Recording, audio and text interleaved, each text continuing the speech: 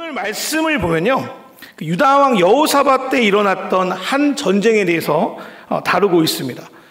근데 전쟁의 내용에 대해서 다루기 전에 여호사밧이 어떤 사람인지부터 살펴보도록 하겠습니다. 하나님은 여호사밧을 다윗의 처음 길로 행하였다라고 높이 평가하고 있습니다. 그렇다면 여호사밧이 하나님 앞에 행했던 그 선한 일은 어떤 거였는지 먼저 보겠습니다. 첫 번째로 역대하 17장 6절의 말씀을 보면 우상을 제거하는 일을 합니다. 제가 읽어드리겠습니다. 그가 전심으로 여호와의 길을 걸어 산당들과 아세라 목상들로 유다에서 제거하였다라고 말합니다. 여호사밧은 자기가 왕으로 즉위하자마자 하나님이 가증히 여기시는 산당들과 아세라 목상들을 제거합니다. 그리고 이것을 가리켜 성경은 여호와의 길을 걸었다, 하나님을 찾았다라고 말합니다. 두 번째로 여호사밧은 선교합니다. 자, 역대하 19장 4절 말씀 제가 읽어드리겠습니다. 여호사밧이 예루살렘에 살더니 다시 나가서 브엘세바로부터 에브라임 산지까지 민간에 두루 다니며 그들을 그들의 조상들의 하나님 여호와께로 돌아오게 하고. 여러분, 여호사밧이 사는 곳은 예루살렘이에요. 예루살렘에 뭐가 있습니까? 남유다의 왕궁이 있고 또 성전이 있습니다. 여러분, 왕들은요, 특별한 일이 아니면 왕궁을 보통 벗어나지 않습니다. 그런데 성경에 보니까 여호사밧은 굳이 자기가 머물러 있어야 하는 예루살렘에 벗어나서 어떤 일을 하고 있습니까? 이스라엘 백성을 직접 찾아가. 그러니까 민간에 두루 다니며, 왕인 사람이요, 그냥 부하한테 명령하는 게 아니라 자기가 직접 백성들의 집을 가가오 방문하여 어떤 일을 하고 있냐면 자기의 조상들의 하나님 여호와께로 돌아오는 일을 하고 있는 거예요. 어디까지 했냐? 성경에 보니까 첫 번째 브엘세바를 언급하니, 이 브엘세바라는 곳은 유다 맨 남쪽에 있는 땅이에요. 그러니까 최남쪽 땅이에요. 그 땅까지 갔다는 거예요. 이런 걸 미뤄볼 때 여호사밧은 유다 온 땅을 다니며 백성들을 하나님께 돌아오고, 우리식으로 말하면 복음을 전했음을 알 수 있습니다. 두 번째 여호사밧이 말씀을 전한 곳이 어떤 곳입니까? 에브라임 산지. 에브라임 산지는 엄밀히 말하면 유다 땅이라기보다는 북이스라엘 땅이죠. 근데 여호사밧은 자기 국내에만 국한된 것이 아니라 갈라져 버린, 이미 하나님을 믿는다 하지만 우상을 섬기고 있는 북이스라엘 땅까지 가서 거기 가서 하나님을 전하고 있는 겁니다. 여러분, 여호사밧 되게 좋은 사람 아닙니까? 그 당시 선교했던 왕이에요. 세 번째로 여호사밧은 하나님의 뜻대로 행했던 왕이다라고 말합니다. 역대하 19장 7절 말씀을 보니까 제가 읽어드리겠습니다. 그런즉 너희는 여호와를 두려워하는 마음으로 삼가 행하라. 우리의 하나님 여호와께서는 불의함도 없으시고 치우침도 없으시고 뇌물을 받는 일도 없으시니라 하니라. 우리 이 부분의 말씀을 여러분 좀 나중에 집에 가서 자세히 읽어보시면 여호사밧은 온 나라의 성읍마다 재판관과 사람들을 세워서 백성들을 다스리게 합니다. 근데 이 백성들을 다스리는 데 1순위 목표가 뭐였냐면 하나님을 두려워하는 마음으로 너희가 행해라. 그리고 하나님의 뜻으로 그 땅을 정의롭게 다스리고자 합니다. 여러분, 여호사밧은 어떻게든 그 나라를 하나님 말씀대로, 하나님의 정의와 공의대로 다스리려고 하고 그 기준으로 사람을 세워나갑니다. 여호사밧은 하나님의 뜻대로 행하기를 삶에서 노력했던 왕입니다. 여러분, 근데 그런 여호사밧에게, 이렇게 선한 여호사밧에게 위기가 닥칩니다. 그건 바로 전쟁이었습니다. 성경에 보니까 특별히 모압과 암몬과 또 마온 사람들이 연합하여 엄청난 대군이 여호사밧을 치고 다 몰려듭니다. 여러분, 이 전쟁은 여호사밧과 남유다가 도저히 이길 수 없는 전쟁이었어요. 저는 이제 이번에 예배에 대한 말씀을 준비하면서, 특별히 이 말씀을 묵상하면서, 여호사밧 특별히 보면서 오늘날까지 한국 교회를 이끌었던 믿음의 선배들의 모습이 여호사밧 같다라는 생각이 들었어요. 우리 믿음의 선배님들은 예수를 믿을 때 이제까지 집에서 섬겼던 모든 우상들을 가감히 버리고 하나님만을 섬기기 시작했습니다. 또한 우리 믿음의 선배들은요, 받은 복음을 그냥 자기만 간직하면 끝나는 것이 아니라 다른 사람에게 전하기 시작했어요. 이기풍 목사님 같은 경우는 제주도까지 선교하고요, 수많은 방방곡곡을 하면서 하나님의 복음을 전했어요. 또 국내에만 전할 뿐 아니라 해외까지도 하나님의 귀한 복음을 전하고 선교사를 파송하는 일을 했습니다. 그래서 우리나라가 제가 듣기로는 미국 다음으로 많은 선교사를 보낸 나라가 되었다라고요. 세 번째로 한국의 믿음의 선배들은 여호사밧처럼 하나님을 경외하는 사람들이었어요. 하나님의 말씀을 묵상하고 그 말씀을 지키는 데 목숨을 걸었습니다. 예수님께서 원수를 사랑하는 말씀을 가지고 자기 아들들을 죽인 자를 양자로 삼았던 분도 계시고, 가난한 자를 섬기는 말씀에 따라서 평생을 돌보다 가신 분들이 너무나도 많이 있습니다. 그런데요, 이렇게 선한 여호사밧, 이렇게 하나님 말씀 살았던 우리 이 민족 가운데 어쩌면 이길 수 없는 전쟁이 일어나는 것 같습니다.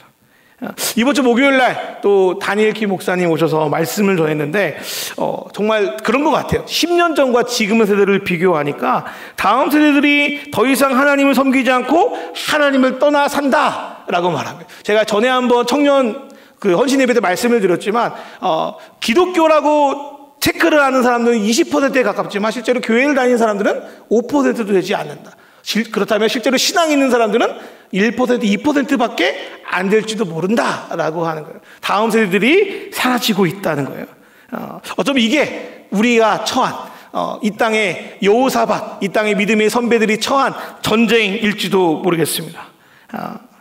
어쩌면 곧 유럽 교회들처럼 우리나라도 몇 년 안에 그렇게 될 거라는 아주 부정적인 예측들을 곳곳에서 하고 있고, 그 현실이 지금 닥쳐오고 있습니다. 우리는 이 전쟁 앞에 도저히 승리할 수 없게 보여요. 이 세상의 문화는 이미 교회의 문화를 추월한 지가 오래되었습니다. 아무리 좋은 콘텐츠를 만들어 따라갈 수가 없어요. 제가 유년부 이번에 수련회가 아니죠. 성경학교를 준비한다고, 그래도 이렇게 전국에서 그래도 가장 콘텐츠를 잘 만드는 그 프로그램을 나름 택하려고 택했어요. 그런데 아무리 좋은 거라고 해도요, 세상이 만들어내는 콘텐츠에 절대로 이길 수 없는 그런 것을 보게 됩니다. 이미 철학, 사상, 세계관, 수많은 것들을 세상에 빼앗긴 지 오래입니다. 어떻게 이런 상황에서 우리는 이 전쟁을, 믿음의 전쟁을 어떻게 승리할 수 있을까? 어떻게 이 싸움에서 승리할 수 있을까? 여러분, 어떻게 승리할 수 있을 것 같습니까? 탁월한 전략이, 또 무기가, 기술이 이 위기를 극복하겠습니까? 다니엘 키 목사님 말대로 하우투로 되겠습니까? 근데 오늘 말씀을 보니까요, 그렇게 말하지 않는 거예요. 오늘 말씀에서 어떻게 이 전쟁을 이길 수 있냐라고 할 때, 이 전쟁은 이기는 힘은 바로 예배에 있어요. 특별히 예배의 회복에 있습니다. 사랑하는 성도 여러분, 특별히 크게 말해서 예배의 3요소가 뭐라고 생각하십니까? 말씀해 주시면 안 될까요? 네, 말씀, 또 기도, 찬양.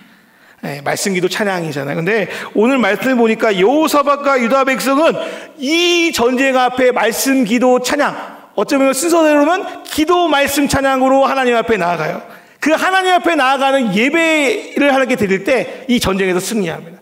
사랑하는 저와 여러분이 처한 이 전쟁을, 또 이 청년들이 처한 이 전쟁을 예배의 회복으로 이겨냈으면 좋겠습니다. 이 말씀이 몇천 년 전에 그 말씀이 아니라 바로 저와 여러분이 처한 이 현장 가운데 예배로 승리한 놀라운 역사가 일어나길 주의 이름으로 축원합니다. 그렇다면 여호사밧이 어떻게 예배를 드리고 있냐?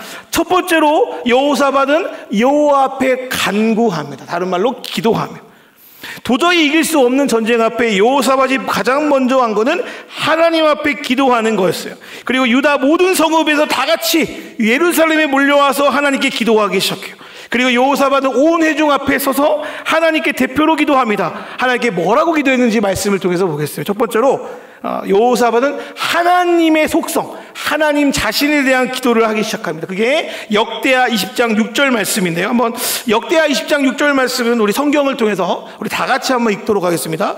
역대하 20장 6절 시작. 이르되 우리 조상들의 하나님 여호와여, 주는 하늘에서 하나님이시 아니신가? 이방 사람들의 모든 나라를 다스리지 아니하시니까? 주의 손에 권세와 능력이 있사오니 능히 주와 맞설 사람이 없나이다. 여러분, 여호사밧은 먼저 하나님이 어떤 분이신지에 대한 기도를 올려드려요. 기도를 시작할 때 여호사밧은 두려워하는 마음이 있었어요. 성경에 보니까 이거는 전쟁에 대한 걱정과 고민과 불신이 그 마음에 있었어요. 그런데 사랑하는 여러분, 이 큰 전쟁보다 더 두려운 분이 누구십니까? 이 전쟁을 일으킨 모압과 암몬 자손들보다 더 큰 힘을 갖고 있는 분이 누구십니까? 바로 하나님이십니다. 여러분, 빌립보서 4장 6절에 보면요, 기도는 어떻게 하냐고 말하냐면 아무것도 염려하지 말고 해야 된다라고 말해요. 사랑하는 여러분, 기도는 여러분 어떻게 하십니까? 아무런 염려와 근심 없이 합니까? 아니면 걱정 근심을 갖고 기도하고 기도 끝나고 다시 걱정 근심 머리에 이고 가십니까? 여러분, 빌립보 4장 6절에 보니까요, 아무것도 염려하지 말고 기도하는 게 그게 우리 그리스도인들의 기도라는 거예요. 여러분 생각해 보세요. 어떻게 아무 걱정도 근심도 안 하고 기도합니까? 그거는요, 다른 게 아니에요. 내가 처한 두려움보다, 내가 처한 위기보다 더 두려우시고 강하신 하나님을 바라보는 것, 그게 바로 그렇게 기도할 수 있는 거예요. 여러분, 두려움은요, 더 큰 두려움으로 지워집니다. 여러분, 마찬가지로요, 우리가 현실에서 두려울 때 우리가 묵상해야 되고 기도할 분은 누구예요? 하나님이세요. 하나님이 얼마나 강하신지, 하나님이 얼마나 크신지, 얼마나 좋으신 분인지, 얼마나 위대하신 분인지 여러분이 선포하고 기도할 때 우리 안에 있는 두려움이 떠나갈 줄 믿습니다. 하나님은 전능하신 하나님이시고 놀라우신 하나님이시고 위대하신 하나님이시고 알파와 오메가이신 하나님이신 걸 선포할 때 우리의 두려움과 우리의 불신이 떠나갈 줄 믿습니다. 두 번째로 여호사밧이 한 기도는 하나님이 하신 일에 대한 기도를 합니다. 그게 역대하 20장 7절부터 10절에 나와 있는데, 특별히 저희는 역대하 20장 9절의 말씀만 같이 한번 읽도록 하겠습니다. 시작.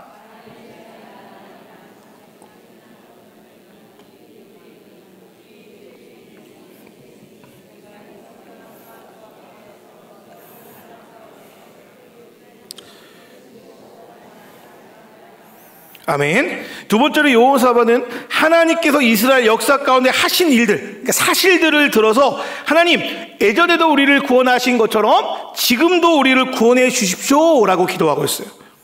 여러분, 우리가 성경을 읽는 이유가 뭡니까? 물론 여러 가지 이유가 있지만 성경을 읽는 이유가 뭐냐면 하나님이 어제나 오늘이나 영원토록 동일하신 분이기 때문에, 이스라엘 역사에 있던 하나님이 오늘날 나에게도 동일하게 역사할 걸 믿기에 우리는 성경을 읽습니다. 그래서 우리가 기도할 때 다른 것들을 가지고 기도하는 게 아니라 성경의 사실을 가지고 하나님께 간구할 때 어떤 일이 벌어집니까? 놀라운 하나님의 은혜가, 하나님의 응답이 일어날 줄 믿습니다. 하나님은요, 신실하신 분이시고 변함없는 분이라고 합니다. 그런 분에게 하나님의 약속인 성경의 말씀을 붙들고 기도하는 것만큼 효과 있는 기도가 없습니다. 사랑하는 여러분, 이 길 속에서 여호사밧이 하나님의 하신 일을 근거로 잡고 기도했던 것처럼 사랑하는 여러분도 성경에 근거하여 기도하는, 조지물러가 그렇게 기도했다고 하더라고요. 성경에 근거하여 기도하는 저와 여러분 되기를 주의 이름으로 축원합니다. 세 번째로 여호사밧은 하나님께 주권을 내려놓는 기도를 합니다. 여호사밧은요, 하나님의 하신 일에 대한 기도를 하고 자신이 처한 상황을 하나님께 올려드립니다. 하나님, 왜 저들을 징벌하지 않으십니까? 하나님, 어떻게 그렇게 하십니까? 라고 솔직한 심정도 이야기해요. 그리고 나서 마지막에 여호사밧은 그럼에도 불구하고 그 모든 것을 하나님께 내려놓는 기도를 하는데, 그 기도가 역대하 20장 12절 말씀, 역대하 20장 12절 말씀 우리 다 같이 읽겠습니다. 시작. 우리를 치러 오는 이 큰 무리를 우리가 대적할 능력이 없고 어떻게 할 줄도 알지 못하였고 오직 주만 바라보나이다 하고, 하나님, 상황은 이렇고 저렇고 합니다. 그런데 하나님, 우리는 능력이 없습니다. 우리는 어떻게 할 수 없습니다. 오직 주님이 어떻게 하실지 기다립니다. 주님이 우리를 망하게 하면 우리는 망할 것이고, 주님이 우리를 도와주시면 우리는 승리할 겁니다. 오직 주님만 바라봅니다. 오직 주님의 도움만 구합니다. 이제는 내 생각을 내려놓고 주님, 나의 삶과 나의 미래를 주님께 맡깁니다. 주님의 뜻을 구합니다. 그 고백으로 그 역대하 20장 또 말씀을, 그 다음 말씀을 보니까 여호사밧과 온 유다 사람들이 주님 앞에 서요. 주님 앞에 선다는 건 뭐예요? 하나님, 이제 나는 아무것도 할 수 없으니 주님이 나를 책임져 주십시오 라고 하나님께 자신을 드리는 겁니다. 사랑하는 여러분, 우리는요, 기도를 할 때 하나님, 내 기도를 들어줄 때까지 떼쓰는 기도를 기도라고 생각해요. 그런데 진짜 기도는 하나님, 나의 생각과 방향이 달라도 하나님께 내 인생을 맡깁니다. 내 생각보다 하나님 생각이 크시고 내 계획보다 하나님의 계획이 크시오니 하나님, 나를 맡겨드립니다라고 하나님께 모든 걸 맡겨드리는 기도, 그 기도가 저와 여러분의 기도가 되기를 주의 이름으로 축원합니다. 그렇게 기도할 때요, 하나님께서 여호사밧과 그 유다의 백성들에게 말씀하기 시작합니다. 여러분, 예배의 두 번째 요소는 말씀입니다. 오늘 말씀에서도 하나님은 여호사밧이 드린 기도의 말씀으로 응답하셨습니다. 그리고 그 응답의 말씀은 또 그 당시 선지자들이 아니라 레위 사람 야하시엘을 통해서 말씀하세요. 그렇다면 하나님께서 이 야하시엘을 통해서 말씀하신 것은 어떤 거냐면요, 성경에 보니까 첫 번째로 두려워하지 말고 놀라지 마라. 앞에 말씀드렸죠. 어떤 기도가 하나님께 올려드린 기도라고요? 아무것도 염려하지 말고 오직 기도와 간구로 하나님께 감사함으로 아뢰는 기도라잖아요. 여러분, 하나님 말씀이 선포될 때 첫 번째 말이 뭐예요? 두려워하지 말고 놀라지 마라. 이 말씀은요, 여호수아가 가나안 땅을 정복하기 전에 하나님께서 하신 말씀이에요. 하나님의 임재가 있는 곳에는 두려움이 사라지고 평안이 임합니다. 예수님도 요한복음 14장 27절에 이렇게 말씀하세요. 평안을 너희에게 주노니 곧 나의 평안을 너희에게 주노라. 내가 너희에게 주는 것은 세상이 주는 것과 같지 아니하니라. 너희는 마음에 근심하지도 말고 두려워하지도 말라. 사랑하는 여러분, 하나님이 우리에게 말씀해 주시는 것은 걱정과 두려움이 아니라 평안인 줄 믿습니다. 여러분, 평안은요, 하나님 말씀을 100% 신뢰할 때 나타나요. 여러분, 만약에 하나님 믿는다고 해도 여러분 마음가운데 평안이 없다면 미안하지만 여러분은 하나님 말씀을 100% 신뢰하지 않는 거예요. 여러분, 우리가 예배 드릴 때 우리는 하나님의 평안을 경험해야 됩니다. 상황과 환경이 됐고 안 됐고의 문제가 아니라 그 환경을 뛰어넘는 하나님이 우리 가운데 계시다는 사실을 우리가 인식했을 때 우리는 걱정과 두려움을 내려놓고 하나님 말씀을 신뢰해야 됩니다. 그게 바로 예배의 회복이에요. 사랑하는 여러분, 하나님 말씀을 신뢰하시길 주의 이름으로 축원합니다. 두 번째로 하나님께서는 야하시엘에게 이렇게 말씀하세요. 전쟁은 너희에게 속한 것이 아니라 누구에게 속했다고요? 하나님께 속했다고 말합니다. 다른 말로 하나님을 믿고 그분을 의지하라는 거예요. 사랑하는 여러분, 우리가 왜 신앙생활하면서 왜 지쳐할까요? 왜 무너질까요? 언제 무너지는 줄 아세요? 내가 하나님 말고 다른 것들을, 다른 힘과 능력을 의지할 때 우리는 무너지고 지칩니다. 하나님 말씀대로 순종하는 것이 아니라 내 뜻대로 하려다가 넘어지고 꼬이는 게 우리의 인생 가운데 한두 번이 아닐 거예요. 그럴 때 우리는 어떻게 해야 돼요? 하나님 말씀을 신뢰해야 돼요. 말씀을 100시간 듣는 게 좋지만 그보다 더 중요한 거는 하나님 말씀을 신뢰하는 겁니다. 여러분, 17절에 이렇게 말해요. 너희가 쌓을 곳이 없다. 사랑하는 여러분, 여러분은 지금 무엇과 싸우고 계십니까? 무엇에 그렇게 마음 쓰고 계십니까? 그런데 하나님 말씀하시는 거예요. 너희가 쌓을 게 없다. 너희가 얽매일 게 없다. 너희가 쌓을 것이 아니라 어떻게 하라고요? 하나님이 쌓아놓는 걸 봐라. 하나님이 구원을 이루는 걸 봐라. 사랑하는 여러분, 예배는요, 하나님의 구원을 보는 거예요. 하나님의 구원을 볼 때 우리가 어떻게 해요? 두려워하지 않습니다. 여호사밧은요, 야하시엘, 어쩌면 그 당시 선지자가 아니라 레위 사람, 목사도 아니고 뭐 이렇게 찬양 인도자, 아니면 싱어, 성가대 원들, 어쨌든 평신도들, 그 평신도가 하는 말, 평신도가 아니군요, 레위 사람이니까. 어쨌든 그 야하시엘이 하는 말을 누구의 말로 들어요? 하나님 말씀으로 듣습니다. 여러분, 야하시엘의 말씀에 여호사밧이 어떻게 반응하냐면 18절에 보니까요, 몸을 굽히고요, 얼굴을 땅에 대고요, 하나님 말씀을 온전히 받습니다. 제가 표현을 해드릴까요? 안 해도 되겠죠? 네, 이거 완전 엎드려야 되거든요. 얼굴을 대고 하나님 말씀을 온전히 받습니다. 이거는요, 경배의 모습이에요. 경배. 하나님께 대한 최고의 경의를 드리는 거예요. 사랑하는 여러분, 예배 가운데 여러분 그런 경배를 해보신 적 있으십니까? 하나님께 최고의, 내 몸으로 드리는 최고의 표현이 하나님께 얼굴을 맞대고 엎드리는 거예요. 사랑하는 여러분은 예배 드릴 때, 말씀 들을 때 어떤 자세로 말씀을 받습니까? 아, 좋은 말 하는구나. 재미있구나. 이렇게, 무슨 설교 잘하네. 이렇게 팔짱 끼면서 관전하고 계십니까? 아니면 왕인 여호사밧처럼 어쩌면 부족한 사람이 말씀을 전하고, 어쩌면 어린 사람이 말씀을 전하고, 그럼에도 불구하고 이거를 경배하는 마음으로, 엎드리는 마음으로 하나님 말씀으로 받습니까? 진실로 하나님의 단에서 선포되는 말씀을 하나님의 말씀으로 받습니까? 아니면 그냥 한번 들렀다가 빠지는 소리로 듣습니까? 여러분이 말씀을 어떻게 대하느냐에 따라서 말씀의 적용이 바뀝니다. 여호사밧이요, 어쩌면 그 어린 제사장도 아니고 선지자도 아니고 레위 사람 야하시엘이 말한 하나님의 말씀을 경배함으로 받을 때 여호사밧 하나님 말씀에 순종할 수 있었습니다. 사랑하는 여러분, 말씀을 받는 자세가 틀어지면 순종할 수 없어요. 사랑하는 여러분, 어쩌면 여러분 말씀에 순종하고 있습니까? 아니면 말씀을 그냥 듣고 그냥 넘어가십니까? 그렇다면 여러분 말씀을 여러분 어떻게 대하고 있는지, 어떻게 반응하고 있는지 살펴보시오. 여러분 말씀은요, 여러분을 기분 좋게 하기도 하고요, 감동도 줘요. 그런데 그것만을 위해서 있는 게 아니에요. 더 본질적인 게 있어요. 말씀은 누구의 말씀이에요? 하나님의 말씀. 그 말씀을 어떻게 받으라고요? 관전하지 말고 여호사밧이 했던 것처럼 경배함으로, 하나님 내가 그 말씀을 반응하겠습니다. 그게 반응할 때 예배의 회복과 역사가 일어날 줄 믿습니다. 세 번째로 찬양이에요. 여호사밧은 전쟁을 할 때 찬양을 최우선순위로 둡니다. 여러분, 여호사밧뿐만 아니라 온 백성이 이 야시를 통해서 전해진 하나님 말씀에 순종했습니다. 그리고 전쟁터로 나아가요. 근데요, 이 전쟁의 모습이 어떤 데서도 듣지 못하고 보지 못한 특이한 방법으로 전쟁을 나갑니다. 어떻게 나갑니까? 찬양대를 앞세우고 나갑니다. 여러분, 누가 봐도 전쟁터 나가는 것 같지 않아요? 여러분, 왜 이들이 나가냐면, 이들의 싸움은요, 혈과 육의 싸움이 아니에요. 이들은요, 자신들이 싸우러 가는 것이 아니라 하나님이 자신들을 구원하러 가시는 것을 보러 가는 거예요. 구경하러 가는 거예요. 하나님이 어떻게 싸우는지 구경하러 가는 거지 직접 전쟁에 뛰러 가는 게 아니에요. 그러니까요, 찬양하러 가는 거예요.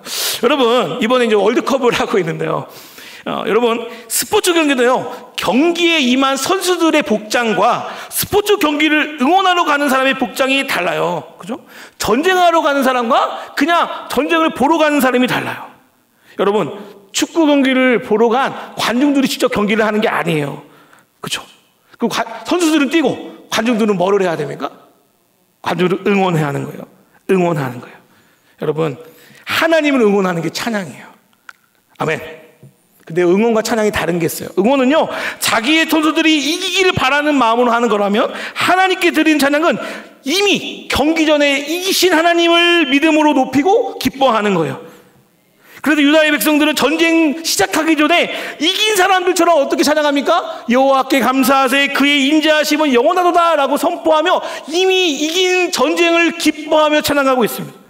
사랑하는 여러분, 경기에 이기면 기쁩니까? 슬픕니까? 여러분, 독일전 이겼잖아요. 제가 전에 금요철회 때 되게 험한 말을 해가지고 질 것 같다고 얘기했는데 어떻게 이겼어요. 여러분, 이기면 어떻습니까? 기쁩니까? 슬픕니까? 괴로우세요? 기쁘잖아요. 기쁘고 춤추고 즐거워하잖아요. 여러분, 이거 억지로 하는 게 아니잖아요. 기쁘니까 자연스럽게 반응하게 돼요. 사랑하는 여러분, 여러분의 찬양은 어떠합니까? 여러분 찬양은 정말 자유로우십니까? 정말 기쁘십니까? 아니면 그 월드컵 축구 경기보다 덜 기쁘고 덜 못하는 반응을 하고 있지 않아요? 사랑하는 여러분, 여러분 모습을 생각해 보세요. 여러분은 축구 경기에 이겼을 때 기쁩니까? 예배 드릴 때 기쁘십니까? 오, 진짜 말씀 안 하시는데. 여러분, 하나님 앞에 있는 건요, 우리가 월드컵 우승하는 것보다 더 기쁜 일이에요. 그렇다면 여러분이 드리는 매번의 예배를 여러분 어떻게 드려야 될까요? 정말 기쁨으로 드려야 하지 않겠습니까? 여러분, 그렇게 크게 기쁨으로 드릴 때 정말 우리 예배 회복되지 않겠습니까? 저는 그 예배를 꿈꿉니다. 하나님을 찬양할 때 하나님 임재하신다고 말합니다. 시편 22편 3절에 보니까요, 하나님은 이스라엘의 찬송 중에 임한다고 말하고요, 시편 68절 4절에 보니까 찬양은 하나님이 지나가는 대로를 만드는 길이에요. 그러니까 찬양이 뭐냐면 하나님이 임재하시는 길을 만드는 거예요. 여러분, 우리가 정말로 하나님을 기쁘게 찬양할 때 누가 임하는 길을 만들어요? 하나님 천국과 우리가 길이 되는 거예요. 그게 바로 찬양이라고 성경에 써 있어요. 여러분, 그 찬양을 저와 여러분이 또 우리 청년들이 했으면 좋겠어요. 역대하 20장 2절에 보니까요, 여러분 한번 읽어볼까요? 역대하 20장 22절 시작. 그 노래와 찬송이 시작될 때에 여호와께서 복병을 두어 유다를 치러 온 암몬 자손과 모압과 세일산 주민들을 치게 함으로 그들이 패하였으니 라고 말해요. 오늘 말씀 보니까 군대 앞에 서 있는 레이 사람들이 노래와 찬송을 시작할 때 하나님이 지나가기 시작하는, 하나님이 임재하시기 시작하는, 하나님이 임재하니까 어떤 일이 벌어져요? 역사가 일어나기 시작하는, 유다를 치러 온 모압과 암몬과 세일산 주민들을 하나님께서 스스로 멸하게 하시는 거예요. 하나님께서 이 전쟁을 승리하게 하셔. 여러분, 하나님은요, 유다 백성이 주권을 하나님께 드리는 기도를 통해, 온전한 말씀의 순종을 통해 이미 승리하였다는 믿음을 가지고 하나님께 기쁘시게 드리는 찬양을 통하여, 다른 말로 말할게요, 예배를 통하여 모압과 암몬 족속의 거대한 군대를 이기게 하셨습니다. 다른 말로 유다 백성이 예배가 회복되었을 때 승리의 역사가 일어난 거예요. 사랑하는 여러분, 이 시대를 바로 잡을 분은 하나님밖에 없습니다. 어떤 방법과 기술로 이 시대를 온전히 회복할 수 없어요. 마찬가지로 아무것도 없는, 소망이 없는 이 나라를 이끌어 주시는 게 하나님이라면, 마찬가지로 회복할 이유가 없는 이 세상에서 그 회복할 이유를 주실 분 역시 하나님이세요. 그 하나님 만날 수 있는 곳, 하나님을 경험할 수 있는 곳, 바로 예배입니다. 여러분, 우리가 예배를 매번 드려서 그냥 어쩌보면요, 하나님께 드리는 예배를 교회에서 하는 사역 중에 가장 경홀히 여길 때가 많아요. 예배는 늘 드리는 거니까. 예배는 늘 드리는 거니까. 오늘 행사가 중요하고, 오늘 일하는 게 중요하고, 봉사가 중요하고, 물론 다 중요하죠. 그러나 어떤 것도 예배보다 앞설 수 없습니다. 예배는 누가 임재하시는 곳이에요? 하나님 임재하시는 곳이에요. 여러분, 우리는 참으로 이런 말들을 많이 해요. 예배를 드려도 바뀌지 않는다고. 그런데 여러분, 어떻게 하나님이 통치하고 역사하고 찬양을 통해서 지나가시는데 어떻게 변화가 안 일어납니까? 이상한 거 아닙니까? 하나님 임재하셨는데. 만약에 많은 예배를 드렸는데 변화가 일어나지 않는다면 두 가지예요. 첫 번째, 예배를 안 드렸어. 진짜 여기 왔는데 예배를 안 드렸어. 사랑하는 여러분, 예배 드리십니까? 예배 드리고 계십니까? 예배를 안 드리면 그런 일이 벌어져요. 두 번째로, 예배를 잘못 드렸어요. 잘못 드렸을 때 그렇습니다. 사랑하는 여러분, 우리는 예배를 맨날 드린다고 예배에 능력이 없다고 의외로 믿을 때가 많아요. 예배 말고 다른 것으로 그 문제를 해결하려고 해요. 그런데요, 진짜 우리가 회복해야 될 것은 예배입니다. 사랑하는 여러분, 마당만 밟고 가지 마십시오. 마당만 밟고 예배하지 마십시오. 하나님을 직접 만나십시오. 예수 그리스도의 십자가의 보혈로 이미 열어주신 지성소를 향하여 예배하십시오. 그때 예배가 그 우리의 시대와 환경을 넘어 특별히 이 시대 청년들에게, 다음 세대들에게 예배의 회복이 일어날 줄 믿습니다. 저는 SVT를 그런 마음으로 준비했습니다. 많은 청년들이 교회를 떠난다고 하지만, 여러분, 예배가 살아있는 교회들은 청년들이 안 떠나요. 예배를 통해서, 여전히 이 시대를 통해서 청년들을 고민이 토해지고 풀어지고 회복됩니다. 예배를 통해서 하나님 만나면요, 이제까지 고민되었던 모든 것들부터 자유함 얻습니다. 하나님의 승리가 그들의 삶에서 선포됩니다. 그 예배를 회복하고 싶어요. 물론 호주로 가서 예배를 회복한다는 게 아니라, 호주 안에 그 예배를 드림으로 그들의 예배를 보고 경험하고, 우리가 그대로 하는 것이 아니라, 하나님 여전히 하나님께서 예배 가운데 임하시고 이 시대 젊은 사람들 가운데 임하시고, 그렇다면 우리에게도 소망이 있습니다. 하나님, 우리도 하나님 앞에 예배를 드리겠습니다. 하나님께 드리는 본질인 예배를 드리며 나가겠습니다. 그런 마음으로 나가려고 합니다. 사랑하는 여러분, 청년들이 예배를 회복할 수 있도록 기도해 주시고, 여러분 자신도 매주마다 드리는 예배 그냥 예배로 넘어가지 말고 하나님께 드리는 온전한 예배를 드리시기를 주의 이름으로 축원합니다.